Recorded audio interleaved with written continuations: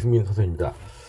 3기 시작하기 전에 3기 중에 타 강사분들 문제에 대해서 공부하신 다음에 이 끝나고 질문이 있으면 질문하라고 말씀드렸었는데 질문이 왔어요. 근데 좋은 내용들이라 제가 간략히 소개해 드리도록 하겠습니다. 그래서 오른편에 이제 화면에 보면 2006 23이네. 오타가 냈네. 23.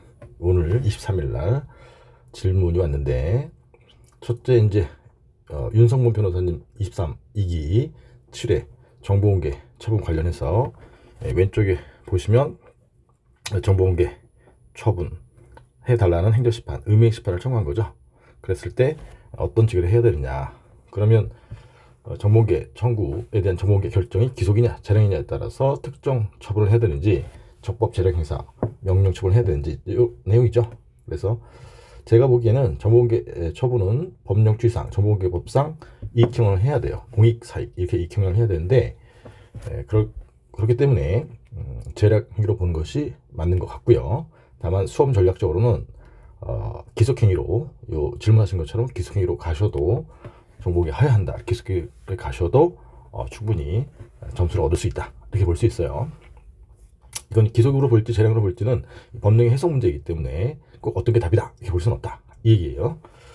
그 다음 이제 2번 일부 취소. 제가 이제 특 A급으로 올해 꼽고 있는 쟁점인데, 얘는 윤 변호사님 23-25회 관련해서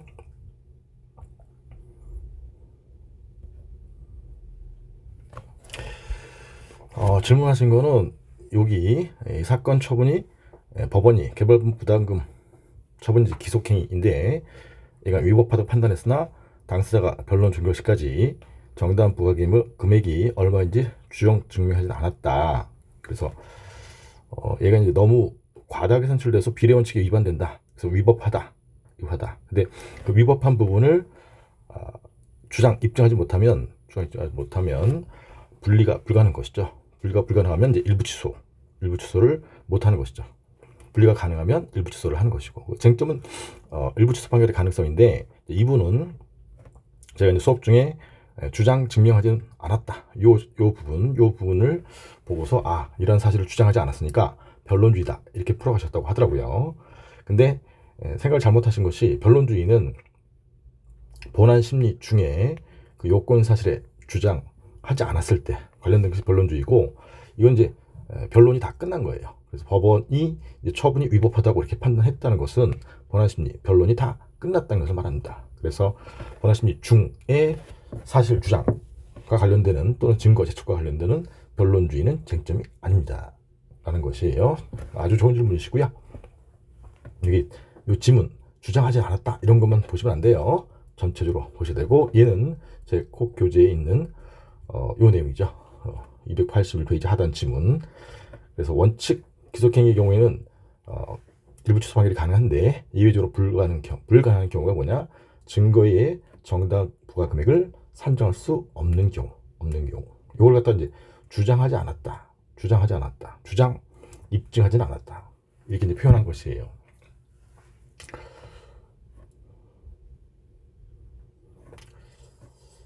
그 다음에 3번 제소기간은 이제 특 A급으로 제가 뽑고 있는 건데,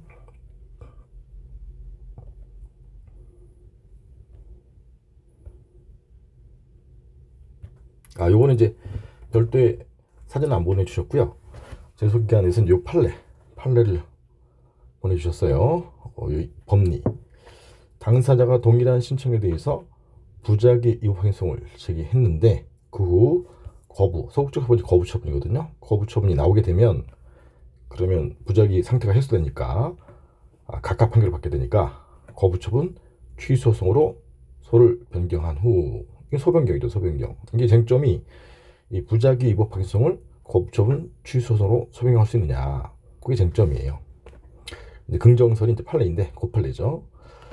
그 다음에 이제 거부 처분이 나중에 없다고 확정됐기 때문에 다시 이제 부작위 위법 확인 소송을 또 병합했다.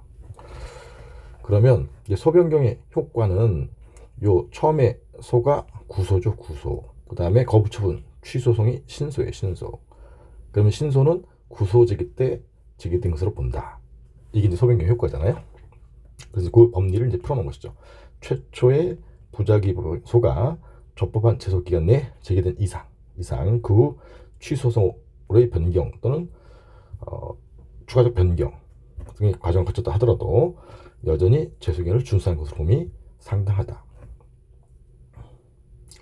이게 이제 법리고, 그다음에 사실관계는 이런 거예요. 사실관계, 원고가 소청심사위원회 공무원이니까 A2죠. A2 행정심판기관에게 3급으로 승진 임명해달라라는 취지의 소청심사, 나를 상급 승진 임명하라는 수익적 처분을 해달라라는 의명심판을 청구한 거죠. 근데 소청심사위원회가 기각을 했죠. 기각했고 그 무렵에 2006년 2월 20일 무렵에 결정문을 송달받았다. 이게 재결소 송달일이죠. 그래서 이제 바로 부작위 위법 행성을 갈 때에는 제소기간이 적용되지 않지만 성질상 처분이 없기 때문에, 근데 이렇게 행정심판을 가게 되면 20조가 준용되고 있기 때문에 판례 제한적 긍정설에 따라서 이 재결서 20조 1항 단서에 따라서 재결서 정보를 송달받은 날부터 90일 내에 가야 된다. 그래서 90일 내에 이제 적법한 제소기간 내인 06년 3월 8일 송달받은 날부터 부작위 위법 소송을 제기했다. 그럼 이 부작위 위법 소송이 이제 최초의 소송인데, 여기가 C죠. C. 최초의 소송은 소송 요건을 충족한 것이죠. 제소기간 충족한 것이죠. 그 다음에 이제 2006년에 8월 17일 날 2006년 3월 30일자로 거부 처분을 했다. 부작위가 아니라 거부 처분 했으니까 그걸 취소한다라고 것으로 이제 변경됐다가, 그 다음에 2007년 7월 26일 날 예비적 청구가 추가적으로 이제 변경됐다. 예비적 청구는 뭐냐? 승진 임용 거부 처분은 존재하지 않은 것이니까 다시 이제 부작위 위법 행성을 추가적으로 변경했다, 병합했다.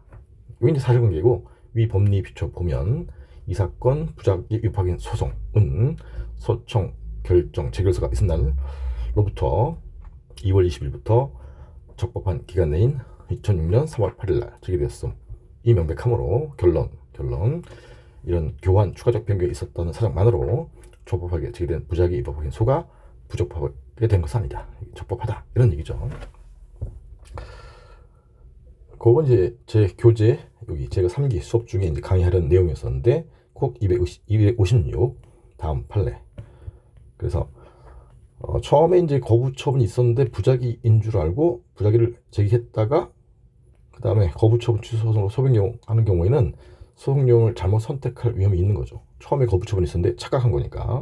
37조 종류 변경 소변경에 해당으로 문제가 없는데, 쟁점은 처음에는 부작위였어요. 그래서 부작위 확인성을 제기했다가 나중에 거부 처분이 있으면, 그러면 얘는 37조에서 21조를 준용하고 있는데, 이를 이용해서 즉 종류 변경 소변경 인정할 수 있느냐.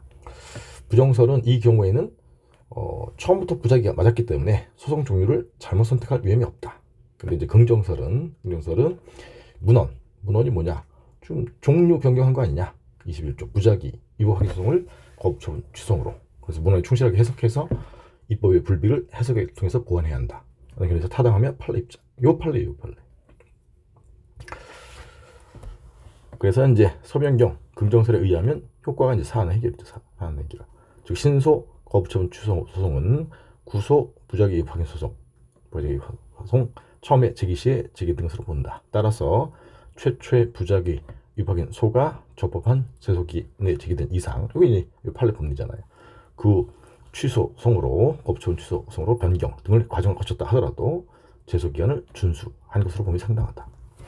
적법하다, 이 내용이죠. 그래서 이제 얘를 만약에 이제 사례로 문제 시켰다면, 먼저 이제 부작위 위법 확인 소송이 제소기간 준수하는가와 관련해서 부작위 위법 확인 소송과 제소기간, 그래서 판례 제한적 긍정설, 그 다음에 바로 갈 때도 적용해야 된다라는 긍정설도 있고요. 그 다음에 로마자 3번은 부작위 위법 확인 소송은 이제 거부처분 취소소송으로 변경한 것이니까 거부처분 취소소송으로의 소변경과 제소기간, 즉 소변경의 효과만 써주면 되는 거죠. 이 전체를 써주는 게 아니라 그 배점에 맞게 핵심 내용만 써주는 게 포인트예요. 그 다음에 사안 해결. 제가 보기에는 목차가 이게 맞아요. 그 다음에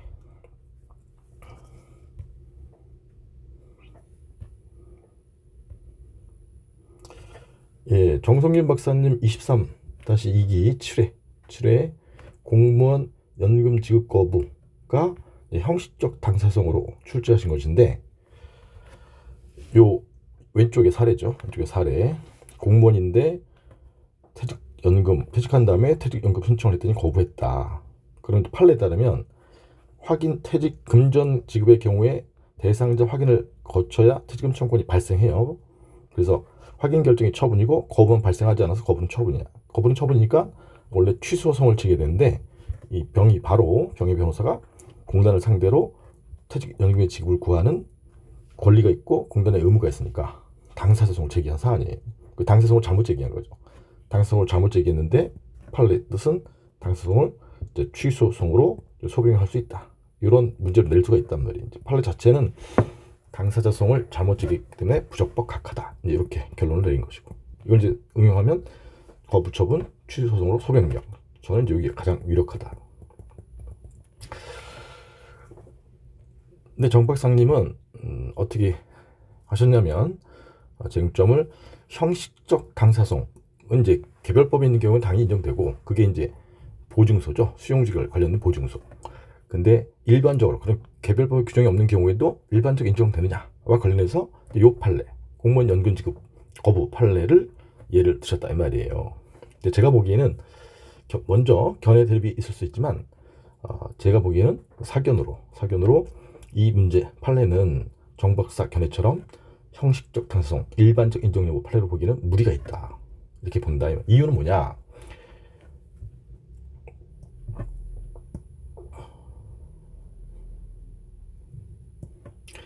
이 대표 사례가 수용조결 보증서인데, 이 수용조결이 있었어요. 수용조결에 수용의 범위 100평, 보상금 액수 1억, 사업시행자 갑, 토지 소유자 을. 그럼 여기 이 보상금 부분이 위법하다 하면서 이제 소송을 제기한 건데, 플러스 1억 더 달라. 이게 보증서죠. 그때 손실보상금 권리자 을이 원고, 손실보상 즉 의무자 갑이 피고. 그래서 원고, 피고, 권리, 의무관계, 법률관계, 공법상 법률관계의 권리자가 원고, 의무자가 피고가 되는 것이라서 이제 형식만 당사성인 거예요. 형식만. 실질은 수용직을 처분의 일부인 보상금을 다툰 것인데, 실질은 항고성인데. 그래서 형식이 당사성이 되려면 지금 수용직이라는 걸 거쳐서 손실보상 청구 권리와 의무가 이미 발생하고 있어야 돼요. 그래서 수용직을 보증서 사례처럼 손실보상 법률관계는 수용직에 의해서 이미 권리 의무관계가 이미 법률관계가 발생하고 있어야 돼요. 그래서 권리자가 원고, 의무자가 피고인, 형식 이런 소송이 성립할 수 있기 때문이에요. 근데 이 사례도 형당이 되려면 먼저 퇴직 대상자 해서 100만 원 확인 결정이 있어서 퇴직금 청구 관련된 권리 의무관계가 이미 발생하고 있었어야 돼요. 이미 발생. 그 다음에 플러스 100만 원 증액을 구한다. 그러면 실질은 처분을 다투는 것인데, 형식만 이제 당사성이 되는 것이죠. 이렇게 된다면 형당, 일반적 인정 여부가 논의가 될 수 있는데, 이 사안은 확인 결정이 있었던 것이 아니라 확인 결정이 거부된 사안이에요. 그럼 퇴직금 권리, 의무가 아직 발생하지 않았어요. 그렇기 때문에 거부가 처분인 거죠. 따라서 형식적으로도 당사성이 될 수 없다. 이건 제 사견이에요. 그래서 어떻게 바라보는지에 따라서 뭐 형식적 당사성으로 볼 수도 있겠지만, 저 개인적으로는 그렇게 보기에는 무리가 있다. 많은 교재를 찾아봐도 그렇게 보기에는 무리가 있다. 이렇게 보여져요. 참고로 다른 강사님 그 문제를 제가 이제 답을 드릴 때, 다른 강사님들도 그 출제 의도가 있는 것이고, 저도 뭐 나름대로 논리에서 판단한 것인데, 각자 고유의 견해가 있을 수 있으니까 제 의견을 여러분한테 이제 알려드린 것이고, 여러분들이 이제 논리적으로 어느 견해가 맞는지 생각해 보셔서 그게 맞다면 그 견해로 정리를 하시는 게 제일 좋다. 어느 강사가 했기 때문에, 변호사가 했기 때문에, 박사가 했기 때문에 거기에 따라야 된다. 이게 아니라 논리가 제일 중요하다. 그래서 이 부분들을 두 번째, 세 번째 이런 것들은 다 제가 A급인데, 제가 이제 내일 1회 자료에 여기 쟁송 기출 분석, 특 A 빨강, A 보라, B 녹색. 그래서 여기 23년도에 특 A하고 특 A하고 보라 A 이렇게 해놨는데 이건 제 개인적인 견해이지만 이렇다 면 지금 방금 전에 본 거 여기 제소기간 특 A급이죠. 특히 이제 변시 사례, 그 다음에 일부 취소 판결. 요게 이제 최근에 판례가 많이 나오고 있어서 예전에도 많이 나왔고 또 나올 수가 있어요. 사례형으로 특 A급. 그 다음에 무작위 소송은 이제 기소력도 중요하고 기간도 중요하고 기소력. 아까 이제 질문한 게 기간이잖아요. 기간. 그 다음에 소변경 특 A급. 일부 취소 질문했었고 소변경 질문했었고. 그 다음에 공법상 계약 이런 것도 특 A급이에요. 하여튼 여기 제가 빨간 거 표시한 거는 특 A급이니까 잘 정리할 때, 최종 정리할 때 참고하시고요. 일단 보라색은 제 개인적으로 볼 때 A급이니까. A급, 여기 형당 있죠? 형당. 형당은 일반적 인정 여부보다 그 보증서 사례, 그게 가장 중요한 거예요. 이렇게 해서 여러분 정리하시는데 도움이 됐으면 좋겠습니다. 이 내용은 또 제가 내일 1기, 3기 주말반 할 때 1회 할 때 또 말씀을 드리도록 하겠습니다. 감사합니다. 안녕.